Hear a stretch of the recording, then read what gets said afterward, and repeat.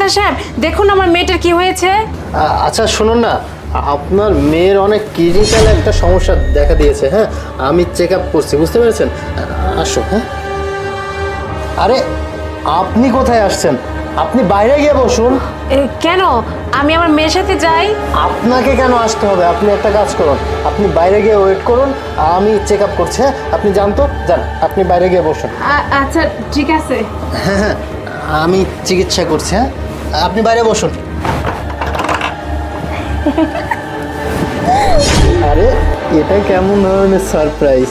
তুমি কিছু না বলে আমার চেম্বারে চলে আসলে, আমি তো 2-3 দিন পরে তোমার সাথে দেখা করতে যেতাম, তাই না? আর বলো না, শোনো না, ওই যে মায়ের জন্য না আমি বাসা থেকে বের হতেই পারি না, কোথাও আমার বের হতে দেয় না। এই জন্য এই প্ল্যানটা করে তোমার সাথে দেখা করার জন্য চলে এসেছি। তোমাকে ছাড়া কি আমি থাকতে পারি বলো? আন্টি, আপনি একদম চিন্তা করবেন না, ডাক্তার সাহেব খুব ভালো একজন নামকরা ডক্টর, বুঝছেন? আপনার মেয়ের চিকিৎসা খুব ভালোভাবে হচ্ছে। তোমার মা কতটা বোকা, তাই না? এই আন্টি কোথায় যাচ্ছেন? আরে আমার মেয়ে চিৎকার দিয়ে উঠলো তো। না না, বোধহয় ইনজেকশন পুশ করছে, এর জন্য চিৎকার দিছে। ওটা কোনো ব্যাপার না, ভালো হয়ে যাবে, টেনশন করবেন না, ঠিক আছে? এভাবে চিৎকার দিলে কেন? তোমার মা তো বাইরে বসে, যদি শুনে ফেলে। তুমিও না এমন কেউ চাপ দেয় নাকি? ব্যথা পেয়েছি না? ওরে আমার সোনাটা, হ্যাঁ ব্যথা পেয়েছো? হ্যাঁ চলো, একটু আদর করে দিলে সব ব্যথা শেষ হয়ে যাবে। চলো। আরে আন্টি, ও হ্যাঁ, ডাক্তার সাহেব তো রোগী নিয়ে চলে আসছে। আচ্ছা আপনি যান, কোনো সমস্যা নেই এখন। আচ্ছা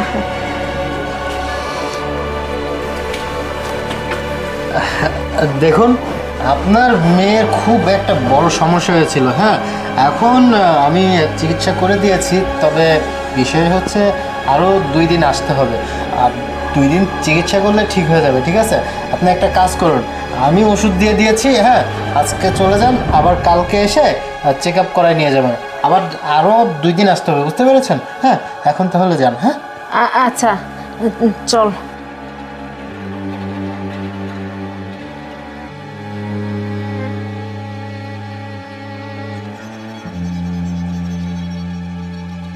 ও চলে এসেছেন? আচ্ছা ঠিক আছে, তুমি চলো আমার সাথে। আর আরেকটা বিষয়, আপনি একটা কাজ করুন, জানেন, এই প্রেসক্রিপশনটা নিয়ে যায় ওই যে সামনে একটা ফার্মেসি আছে, ওই ফার্মেসিতে না, আপনি ওইখান থেকে ওই যে শহরে যে চাইতে যে ফার্মেসিটা আছে না, ওইখান থেকে ওষুধগুলো নিয়ে আসেন। হ্যাঁ যান। আচ্ছা ঠিক আছে।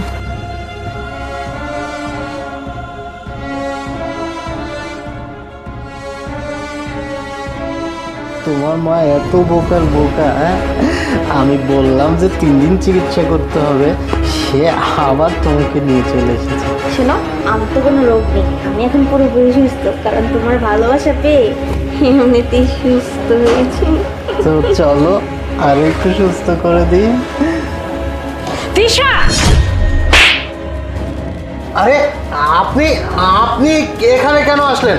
আপনাকে না আমি ওষুধ আনতে পাঠিয়েছিলাম, আর আপনি ভিতরে চলে এসেছেন। চুপ করেন আপনি, আর একটা কথাও বলবেন না। এখানে কি হচ্ছে এগুলা? আরে মা, তুমি ভুল ভাবতেছো, আসলে ডক্টর তো আমাকে চেক আপ করার জন্য এখানে নিয়ে এসেছে, আর তুমি কি না কি ভাবতেছো। চুপ কর তুই, আর একটি কথা বলবি না। কি বলছিস? ডাক্তার চেক আপ করতে আসছে? কি ভাবছিস আমি কিছু জানি না? আমি তো ওষুধ আনতেই যাচ্ছিলাম, কিন্তু আরে কি করছো? এত উত্তেজিত হলে কি হবে? শোনো, আমার তো খুব ভয় করতেছে, মায়ের চোখে ফাঁকি দিয়ে এভাবে তোমার সাথে দেখা করতেছি, মা যদি এসব জানতে পারে তাহলে কি হবে বলো? বুঝতে পেরেছিস এবার? এই ছেলেটার সাথে তোর আগে থেকে সম্পর্ক, আর তুই কি না আমাকে বোকা বানিয়ে এখানে নিয়েছিস এইভাবে? তুই চল আগে আমার সাথে, দেখি বাসায় গিয়ে তোকে কি করা যায়। ওঠ। মা দেখো, আমার ভুল হয়ে গেছে, আমি ওকে ভালোবাসি তো এই জন্য তোমাকে এরকম মিথ্যা কথা বলেছি, নাটক করে ওর কাছে দেখা করার জন্য এসেছি। মা তুমি আমাকে মাফ করে দাও না, শেষবারের মতো, তুমি আমার কোনো ক্ষতি করো না মা। তোর ভুল হয়ে গেছে, ওকে তুই ভালোবাসিস, তোর ভুল কিভাবে শুধরাতে হয় সেটা আমি দেখতেছি। চল এখনই চল চল।